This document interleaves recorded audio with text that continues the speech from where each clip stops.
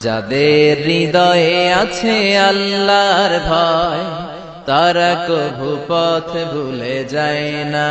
আল্লাহর প্রেম ছাড়াই দুনিয়ায় কারো কাছে কোনো কিছু চায় না। রাতের আধারে যারা সেজদাতে রয়, দু চোখের শ্রুতে নদী যেন বয়। ছলনার হাতছানি যতই আসুক, পেছনে ফিরেও সে তাকায় না। যাদের হৃদয়ে আছে আল্লাহর ভয়, তারা কভু পথ ভুলে যায় না।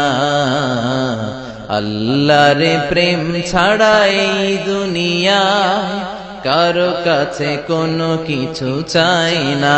ঠিক কিনা? এজন্য মুমিনের অন্তরে থাকতে হবে একজনের ভয়, তিনি কে? আমরা এখন সূরাতুল ইখলাসের তাফসীর শুনবো, পড়েন ইনশাআল্লাহ। এমন একটা সূরা যে সূরাটা আমাদের সবার মুখস্থ, তাই না? মুখস্থ নাই কার কার?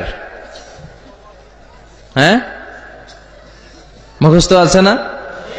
শুধু মুসলমান না, অনেক হিন্দু ভাইদেরও মুখস্থ আছে। আলহামদুলিল্লাহ পড়েন।